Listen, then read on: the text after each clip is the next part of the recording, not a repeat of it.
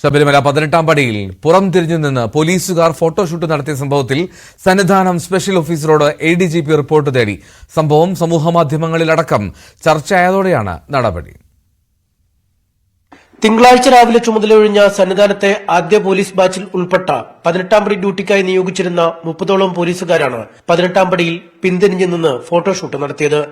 സംഭവം വിവാദമായതിനെ തുടർന്നാണ് ADGP report തേടിയത്. ശനിയാഴ്ച ഉച്ചയോടെയായിരുന്നു സംഭവം.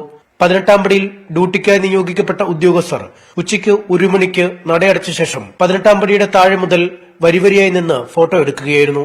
ഈ ഫോട്ടോ സമൂഹമാധ്യമങ്ങളിലടക്കം പ്രചരിക്കപ്പെട്ടതോടെ ഹിന്ദു ഐക്യവേദിയും ക്ഷേത്ര സംരക്ഷണ സമിതിയും അടക്കമുള്ള ഹൈന്ദവ സംഘടനകൾ പോലീസ് നടത്തിയത് ആചാരലംഘനമാണെന്ന ആരോപണവുമായി രംഗത്തെത്തി. ഇതിനു പിന്നാലെയാണ് സംഭവത്തിൽ ADGP റിപ്പോർട്ട് ആവശ്യപ്പെട്ടത്.